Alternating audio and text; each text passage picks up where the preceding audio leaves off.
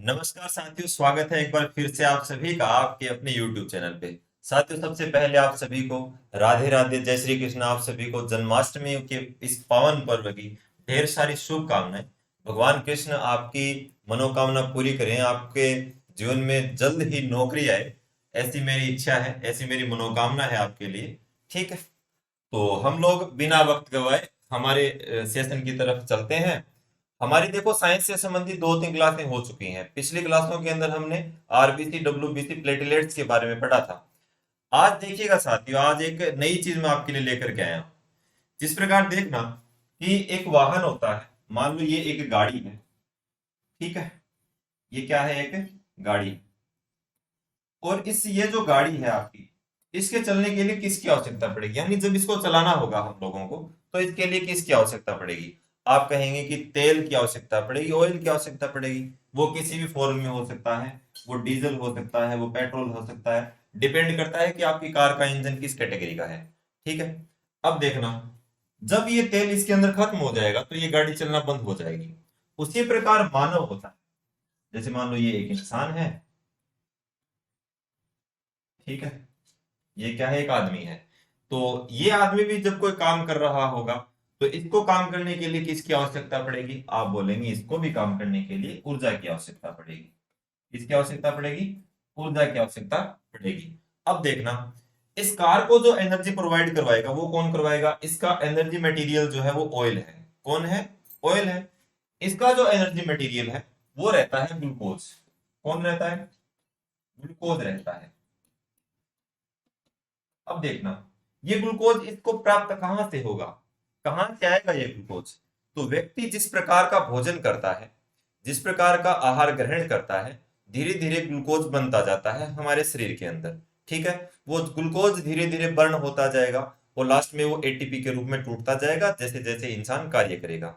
तो देखना, इसके आधार के ऊपर क्या होता है, आजकल एक ट्रेंड चला है नया पेपर के अंदर कि एक चार्ट देते हैं और चार्ट के अंदर क्या करते हैं कि उसके अंदर से एक चीज कुछ ना कुछ छुपा लेंगे और पूछेगा कि वो जो छुपी हुई चीज है वहां पे क्या आएगा।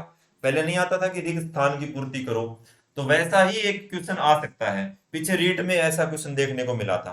तो आगे वाले जो कॉम्पिटिटिव एग्जाम है उसमें भी हो सकता है कि वो क्वेश्चन रिपीट हो या ऐसा कोई क्वेश्चन देखने को आपको मिले। तो देखना, मैं आपके लिए वो चार्ट लेकर के आया हूँ आज, तो उसको अपन लोग पढ़ते हैं और किस प्रकार से वो क्वेश्चन रहेंगे उनको हम देखेंगे। क्लियर है? तो देखो, हम लोग क्या करेंगे भी, हम लोग कर क्या रहे थे? हम लोग ये कर रहे थे कि ये जो इसको जो एनर्जी मिलेगी वो कहां से मिलेगी? इसको एनर्जी मिलेगी ग्लूकोज से। तो ग्लूकोज इस इंसान को किस प्रकार ऊर्जा प्रदान करता है? तो ये अलग अलग प्रकार से टूट सकता है। ये हो सकता है ऑक्सीजन की उपस्थिति में टूटे, हो सकता है ऑक्सीजन की अनुपस्थिति में टूटे। तो किस प्रकार ये वर्क करेगा वो देखते हैं। देखो, सबसे पहले क्या था, आपके पास ग्लूकोज था। एक क्या था? ग्लूकोज था।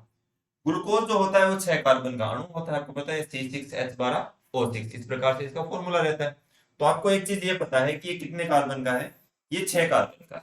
कितने कार्बन का है ये? 6 कार्बन का। क्लियर है यहां तक? अब देखना, जैसे ही ग्लूकोज किस में जाएगा? कोशिका द्रव्य में जाएगा। वहां पे ये टूटेगा। कहां टूटेगा? ये कोशिका द्रव्य के अंदर टूटेगा। किस प्रकार से टूटेगा सुनना, ये 3 तरीके से टूट सकता है। कितने तरीके से?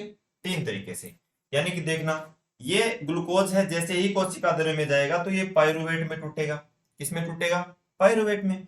यानी कि वायु के अंदर इसके 3 अणु बनेंगे। किसके बनेंगे? पायरुवेट के बनेंगे। और साथ में आपको क्या मिलेगी? ऊर्जा मिलेगी। अब हो सकता है कि अगला क्या करे, यहाँ पे ग्लूकोज लिख दे, ये नाम दे दे और बीच के अंदर ये नाम मिस कर दे कि ये जो ग्लूकोज है ये कोशिका द्रव्य में वायु की उपस्थिति में किसके रूप में टूटता है? तो ये पायरुवेट के रूप में टूट जाता है। और कितने अणु बनाएगा? तो पायरुवेट के ये 3 अणु बनाएगा और साथ में इसको क्या मिलेगी? ऊर्जा मिलेगी। अब भाई ये होता है कि ये जीवाणुओं के साथ, ये मानव की कोशिका के साथ किस प्रकार से व्यवहार करता है, वहां पे क्या चीज मिसिंग आपको मिल सकती है, वो सारी चीजें अपन लोग देखते हैं। तो देखना, ये जो पायरुवेट के अणु होते हैं, ये जब हम लोग यीस्ट के अंदर डालते हैं, भाई एक बात है कि यीस्ट को भी एनर्जी चाहिए। यीस्ट जो है वो कार्य करेगा, उसको भी एनर्जी चाहिए। तो उसको भी एनर्जी कहां से प्रोवाइड होगी? ग्लूकोज से होगी। ग्लूकोज पहले किस में टूट चुका है? पायरुवेट में टूट चुका है। अब सुनो, यीस्ट के अंदर क्या होता है, जो भी अभिक्रिया होती है वो ऑक्सीजन की अनुपस्थिति में होती है। किसमें होती है ये? यानी कि अनोक्सी श्वसन करते हैं। ऑक्सीजन की बिना उपस्थिति, यानी कि जहां पे ऑक्सीजन उपस्थित नहीं रहती है, यदि वहां पे अपन लोग श्वसन की फॉर्मेट देखें या श्वसन का प्रकार देखें, तो वो रहता है कि वो अनोक्सी श्वसन रहेगा, यानी कि ऑक्सीजन की वहां पे अनुपस्थिति रहती है। ठीक है, अब देखना, जहां पर भी ऑक्सीजन की अनुपस्थिति रहेगी, जहां पर भी अनोक्सी श्वसन होगा, वहां पे हमेशा क्या बनेगा? इथेनॉल बनेगा, यानी अल्कोहल का एक प्रकार बनेगा, उसका नाम होता है इथेनॉल। साथ में क्या बनेगा? CO2 बनेगा। साथ में क्या बनेगी? ऊर्जा बनेगी। ऊर्जा के कितने अणु बनेंगे?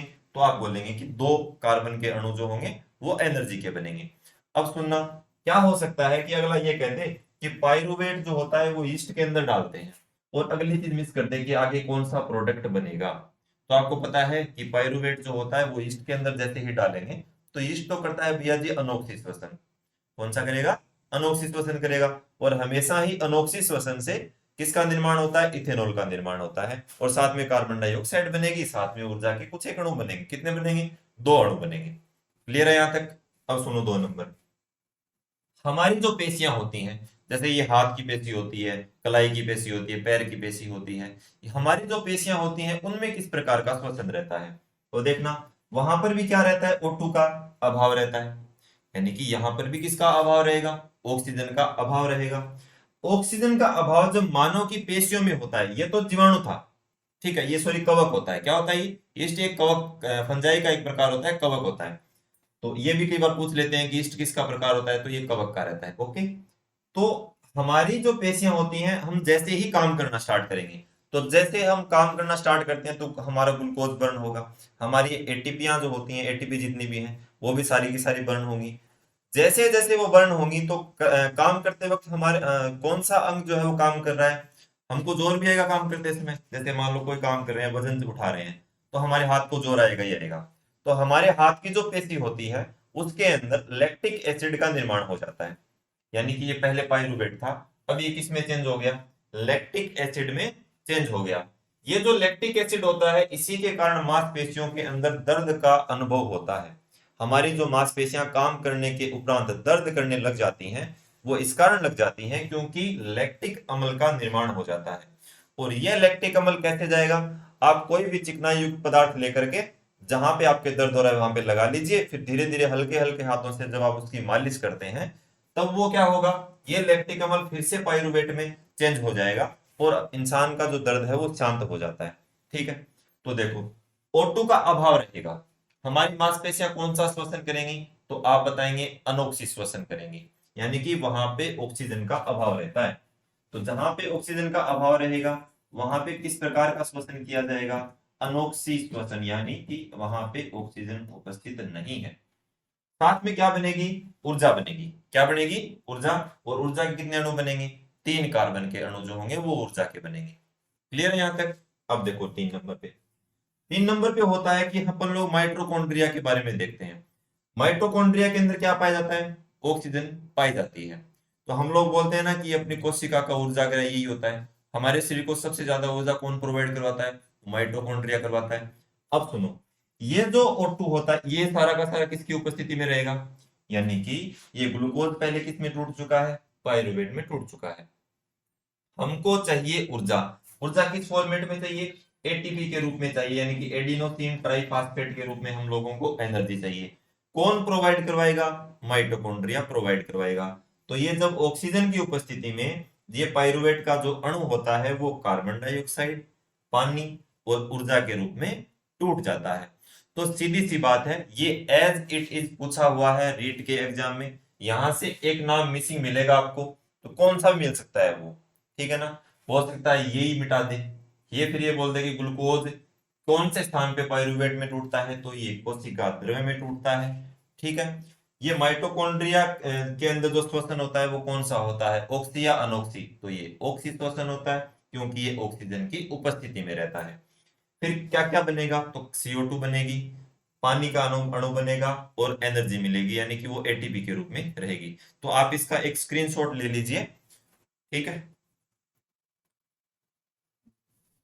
ओके। तो हम लोग मिलेंगे नेक्स्ट क्लास के अंदर एक नए क्वेश्चन के साथ। तब तक हंसते रहिए, मुस्कुराते रहिए। जय हिंद, जय भारत।